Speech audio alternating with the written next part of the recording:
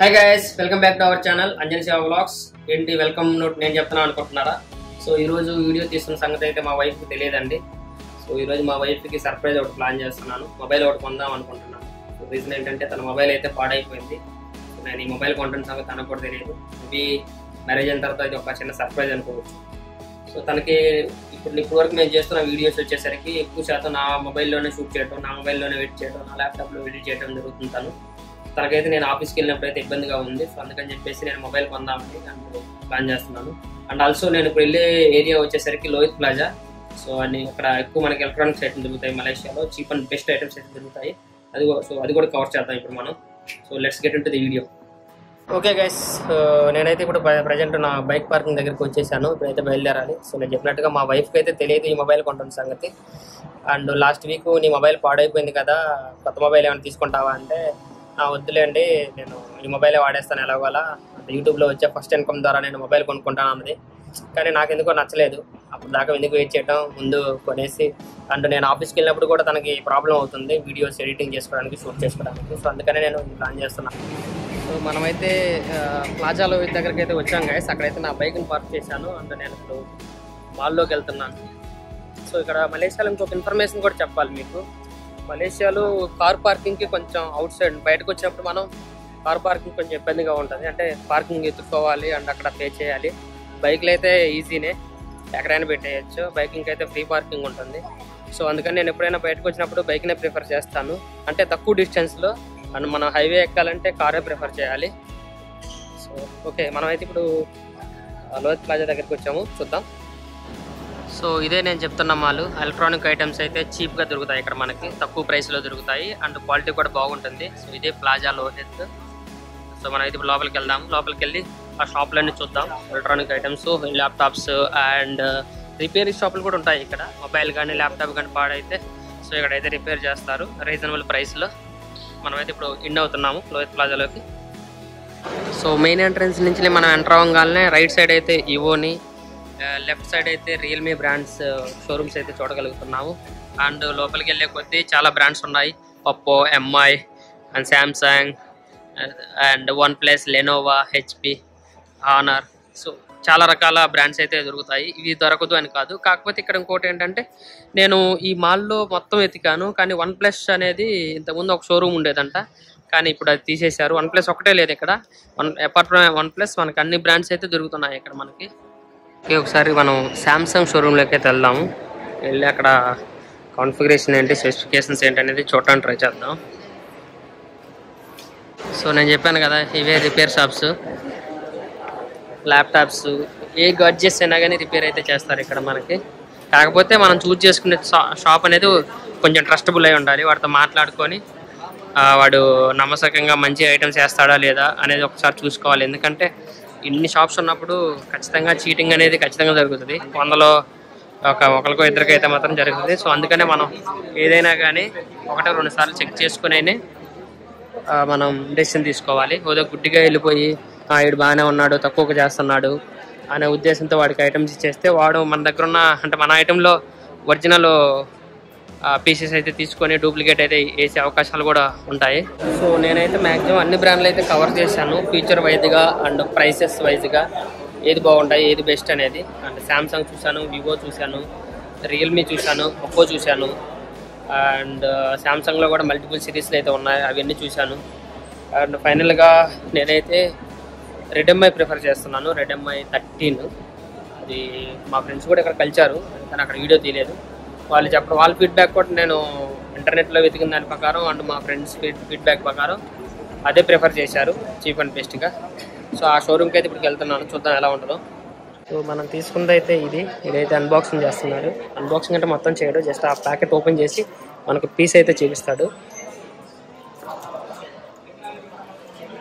So specifications అయితే ఇవ్వండి.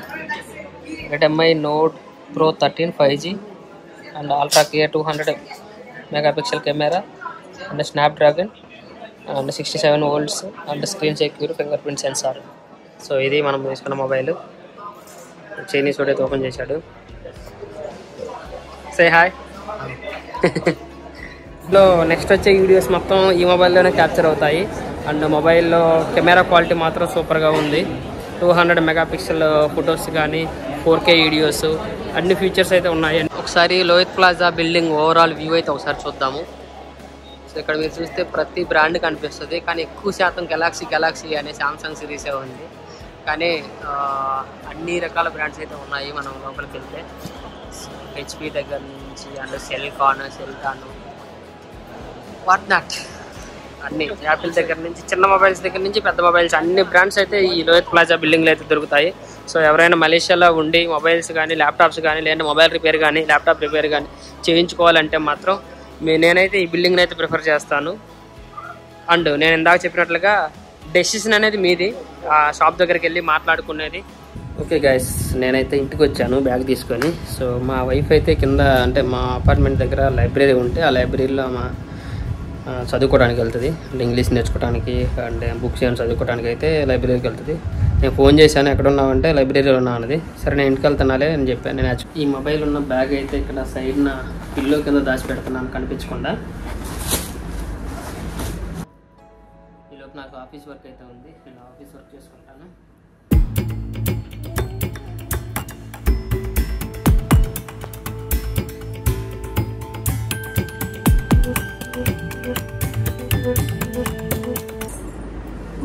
అప్పుడే వచ్చినావు?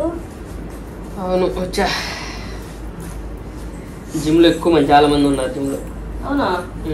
పిలిస్తే నేను వచ్చేదాన్ని కదా పైకి వచ్చేటప్పుడు. సరే నాకు తప్పికేస్తా పైకి వచ్చాను. కానీ ఏం చేసేయాలి లైబ్రరీలో? నేను కొంచెం సేపు ఏమో ఇంగ్లీష్ నేర్చుకున్నా, తర్వాత నిద్ర వేసావు. నిద్ర అలా కొంచెం సేపు అనుకున్నాను. బాగా వేసిందా?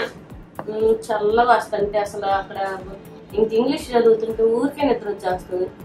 కొంచెం సేపు నార్మల్ గా ఇంగ్లీష్ మూవీస్ చూసాను, తర్వాత ఏమో బ్లాగ్స్ చూసా. అంటే డైలీ బ్లాగ్స్ పెడదామని యూట్యూబ్ లో ఏమైనా కాన్సెప్ట్ చేద్దాం. వచ్చే ఏం కాన్సెప్ట్? నాకు ఆఫీస్ వర్క్ లేదు, నువ్వే ఆలోచించు.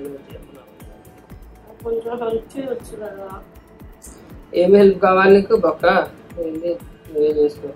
నువ్వు స్టార్ట్ చేసావు కాబట్టి నువ్వే చేసుకో, నాకు సంబంధం లేదు. కాకపోతే నేను ఏం చేస్తానంటే నువ్వు ఎడిట్ చేసేటప్పుడు ఏదైనా డౌట్స్ ఉన్నాయి అనుకో నీకు అవి చెప్తా అంతే.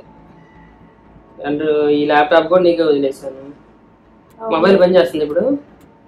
బాగా రావట్లేదు, కొత్త మొబైల్ కొనుక్కోవాలి. కానీ ఇప్పుడే ఎందుకు మళ్ళీ యూట్యూబ్కి ఇన్వెస్ట్ చేయడం ఎందుకని చెప్పేసి. యూట్యూబ్కి ఇన్వెస్ట్ అంటే ఇన్వెస్ట్ చేయాలి కదా, ఏదైనా ఒక బిజినెస్. లేదు, మనము యూట్యూబ్ కోసం మనీ ఇన్వెస్ట్ చేయకూడదు. యూట్యూబ్ లో మనీ ఎర్న్ చేసిన తర్వాత మనం ఏదైనా మనం నేను ఒకటి చెప్తా. ఇప్పుడు యుద్ధానికి ఒకళ్ళు వెళ్తున్నారు. ఆ యుద్ధానికి వెళ్ళేటప్పుడు చేతిలో కత్తి సరైనది లేదనుకో యుద్ధంలో గెలవలేరు. అలానే నువ్వు యూట్యూబ్ వీడియోస్ తీసుకోవడానికి, యూట్యూబ్ వీడియోస్ ఎడిట్ చేసుకోవడానికి, యూట్యూబ్ అప్లోడ్ చేసుకోవడానికి, డైలీ చేయడానికి ప్రజెంట్ నువ్వు నా మొబైల్ మీదనే ఆధారపడుతున్నావు. అలాంటప్పుడు ఏం జరిగింది? నేను ఎక్కువ శాతం ఆఫీస్కి వెళ్తాను కాబట్టి నువ్వు యూట్యూబ్ నీకు ఎక్కడో ఒకసారి స్టాప్ చేస్తావు. సో నీ దగ్గర సరైన ఆయుధం లేకపోతే చేయలేదు. కానీ నువ్వేమంటావు? యూట్యూబ్లో సంపాదించుకొని కొంటానంటావు. అలానే చెయ్యి, నాకేం ప్రాబ్లం లేదు. కానీ చెప్తున్నా, యుద్ధానికి వెళ్ళేటప్పుడు యుద్ధం వీరుడికి ఒక ఆయుధం ఎలానో యూట్యూబ్ చేసేటప్పుడు మంచి కెమెరా ఉన్న మొబైల్ అంత అవసరం.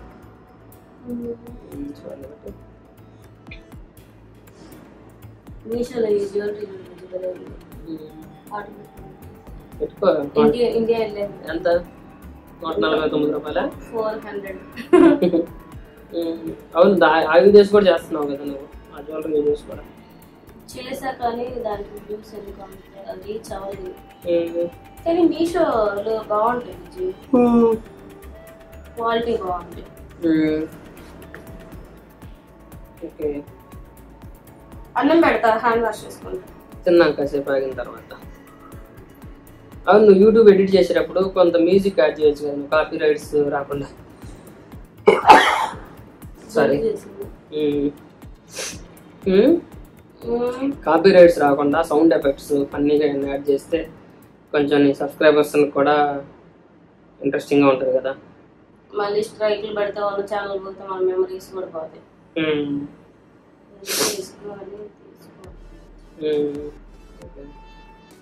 ముందు ఛానల్ గట్టిగా క్లిక్ అయితే ఓకేనా? నీకు నమ్మకం వచ్చిందా యూట్యూబ్ మీద? అంటే ఓకే, నేను సో అది మరి నేను ఇప్పుడు ఖచ్చితంగా ఎలా అయినా మనీ అయితే సంపాదించుకుంటా యూట్యూబ్ మీద. అది టైం ఎక్కువ తీసుకోవచ్చు అంటే నీ ఉద్దేశం మానిటైజ్ చేసుకుంటా. నీ ఉద్దేశం మనీ సంపాదించడం మీద కాదు, మంచి కంటెంట్ ఇవ్వడం మీద ఫోకస్ చేయి. అవును, నేను మంచి కంటెంట్ నేను ఇప్పుడు మలేషియాలో మనం పెట్టిన వీడియోస్ మామూలుగా ఏదైనా ట్రావెల్ వీడియోస్ అయినా వాటి గురించి నాలెడ్జ్ మనం షేర్ చేసినంత ఇక్కడ నేను చూసాను. మామూలుగా మలేషియా తెలుగు బ్లాగ్స్ అని కొడితే నాకు తెలిసి పట్టుబడి ఒక 10 ఛానల్స్ కూడా లేవు. వాటికి 1K 2K సబ్స్క్రైబర్స్. నాది 10K కి దగ్గరికి వస్తుంది, ఒక 500 ఏమో. అసలు నేను మామూలుగా వీడియోస్ లెంత్ తక్కువ పెడుతున్నాను, ఇన్ఫర్మేషన్ ఇస్తున్నాను ఎక్కువ. వీడియోస్ చాలా ఇన్ఫర్మేటివ్ గా ఉంటున్నాయి. ఎడిట్ చేయడానికి ఎక్కువ టైం పడుతుంది. నేను 5-6 అవర్స్ తీసుకుని మరీ ఎడిట్ చేస్తున్నా. లైక్ చేయాలి కదా. వాళ్ళు లైక్ చేయకపోతే ఏం చేస్తాం? ఎక్కువ మందికి రీచ్ అవ్వాలి అంటే ముందు ఛానల్ కొంచెం గ్రో అవ్వాలి. నేను అంత ముందు మధ్యలో ఆపేసా కదా. మైనస్ అంటే ఇంకా అదే యూట్యూబ్ లో నేను ఎవరైనా కానీ మామూలుగా యూట్యూబ్ ఛానల్ స్టార్ట్ చేసి మిడిల్ లో ఆపేయకూడదు వీడియోస్ పెట్టకుండా. నేను మధ్యలో ఒక 1 year అలా బ్రేక్ తీసుకున్నా కదా, అది రాంగ్ అయిపోయింది. ఇప్పుడు ఎక్కువ కంటెంట్ ఉన్న వీడియోస్ పుష్ అయిపోవడానికి మెయిన్ అదే రీజన్. అందుకే ఇప్పుడు నేను రెగ్యులర్ గా పెడతాను కదా 40 days నుంచి. మన ఛానల్ లో వీడియోస్ అయితే ఆపను, అసలు ఆపను. ఎలా అయినా ఎలాంటి నాకు హెల్త్ బాగా లేకపోయినా సరే కానీ ముందే ఎడిట్ చేసి పెట్టుకుంటా గానీ వీడియోస్ అయితే ఆపను. ఎలా అయినా ఇంకా అది యూట్యూబ్ మానిటైజ్ అయిందాకా దాన్ని అనేది కొంచెం ఎక్కువ టైం తీసుకొని ఫోకస్ పెట్టి చేస్తా. కంటెంట్ ఉన్నాయి చేస్తా, కొన్ని నాకు షేర్ చేసుకోవాలి అనిపించినవి ఏమన్నా పర్సనల్ గా ఏమన్నా అనిపించినవి కూడా చెప్పేస్తా. యూట్యూబ్ అంటే మన ఫ్యామిలీ లాగా కదా. సోషల్ మీడియాలో ఉన్నప్పుడు అంతే కదా. అందుకనే నీకు ఇంత ఇంట్రెస్ట్ ఉంది కాబట్టి, ఇంత ప్యాషన్ ఉంది కాబట్టి నేను ఒక చిన్న సర్ప్రైజ్ ఒకటి ప్లాన్ చేశాను. కళ్ళు మూసుకో. కళ్ళు మూసుకుంటే చెప్తారు సర్ప్రైజ్. చెప్తా, కళ్ళు మూసుకో. అంటే హింటే ఇవ్వను, కళ్ళు మూసుకోవాలి. ఇంట్లో ఉంటావు ఇంకా, కళ్ళు మూసుకోవాలి.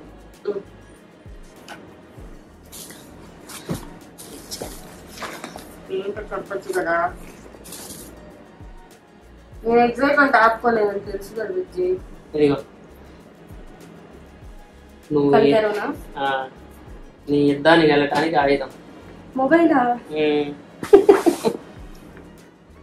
అందుకు ఇంకో విషయం చెప్పనా, నీకు తెలియకుండా ఎప్పుడు తీసుకొచ్చా? నీకు తెలియకుండా అక్కడ కెమెరా కూడా ఫిట్ చేశా. సర్ప్రైజ్ కాదు, పెళ్ళైన తర్వాత ఇది సెకండ్ సర్ప్రైజ్ కదా. ఫస్ట్ నా బర్త్డే ఎప్పుడు ఇచ్చావు? బర్త్డే అప్పుడు ఒక చిన్నది ఏదో పిల్లో ఇచ్చాను కదా. పిల్లో ఇచ్చావు, మళ్ళీ ఇదే సర్ప్రైజ్. అస్సలు ఎక్స్పెక్ట్ చేయలేదు నేను. సర్ప్రైజ్ అసలు నచ్చవు కదా అని. నాకు ఎందుకు నచ్చదు అంటే నువ్వు నీ బాధ భరించలేక, నీ బాధ చూడలేక యూట్యూబ్ మీద నువ్వు పెట్టే ఎఫర్ట్స్. సో ఈ అమ్మాయి అయితే యూట్యూబ్ మీద మంచి ఎఫర్ట్స్ పెట్టింది గాయస్. అందుకని నేను చూడలేక ఒక మంచి మొబైల్ ఇచ్చేస్తే వీడియోస్ పెడుతుంది. అండ్ తన మీద అంటే నేను సంపాదించుకోవాలి, నేను కంటెంట్ ఇవ్వాలి, కంటెంట్ ఇచ్చి ఆ కంటెంట్ మీద నేను ఎంతో ఒకటి ఎర్న్ చేసుకోవాలి అండ్ అని ఆ ప్యాషన్ అనేది నాకు బాగా నచ్చింది. అందుకనే నేను మొబైల్ బేసిక్గా నేను ఏది కొనడానికి ఇష్టపడను, అది నాకు నచ్చితేనే తీసుకుంటాను. నాకైతే నచ్చింది, ఈ అమ్మాయి ప్యాషన్ నచ్చింది కాబట్టి నేను తీసుకున్నాను. సో నేను చెప్పినట్టు ఈ రోజు నుంచి రెగ్యులర్ గా వీడియోస్ అయితే వస్తాయి, ఈ మొబైల్ నుంచి వస్తాయి. సో ఈ మొబైల్లో ఈవినింగ్ 7 కి వస్తాయి. ఈవినింగ్ 7 కి అయితే వీడియోస్ అయితే పోస్ట్ చేస్తుంది. డోంట్ ఫర్గెట్ టు లైక్ చేయడం మాత్రం మర్చిపోకుండా. ఎక్కువ మంది చూస్తున్నారంట, లైక్ కూడా చేయండి, ఎంకరేజ్ చేయండి. ఎందుకంటే యంగ్స్టర్స్ ఎంకరేజ్ చేయండి, కొత్త యూట్యూబర్ కదా. ఇంకేం చెప్పాలి నీ సబ్స్క్రైబర్స్ కి? అన్బాక్సింగ్ చేస్తావా? మొబైల్ అన్బాక్సింగ్ చేయడానికి చాలా ఎక్సైటెడ్ గా ఉన్నాను గైస్. ఏమి ఇవ్వలేదా మామూలుగా? బ్యాగ్ కానీ ఇస్తారు కదా. ఏమి ఇచ్చారు? ఇదిగో కవర్ ఇచ్చారు. పక్కన కవరా? అందు ఇదిగో ఫ్రీగా మర్చిపోయి ఇది ఇచ్చారు. అవునా? బ్లూటూత్ ఇచ్చారు. లోపల కేసు ఉంది. ఏది ఫస్ట్ ఓపెన్ చేయను బ్లూటూత్ మొబైల్ రెండింటికి వారంటీ ఇచ్చారు 1 year 1 year. అవునా 2 MI అండ్ ఈ బ్యాగ్ ఒకటి బ్యాగ్ ఇచ్చారు. మొబైల్ అయితే అన్బాక్స్ చేస్తున్నా. ఎటు నుంచి ఓపెన్ చేయాలి బుజ్జి? ఆగింది ఇట్లా అంటున్నా. ఆగు నేను అంట.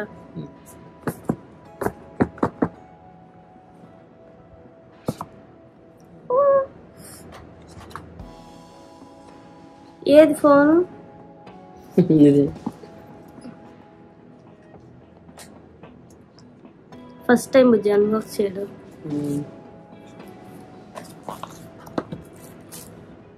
కవరా? బ్లాక్ కలర్ చాలా బాగుంది.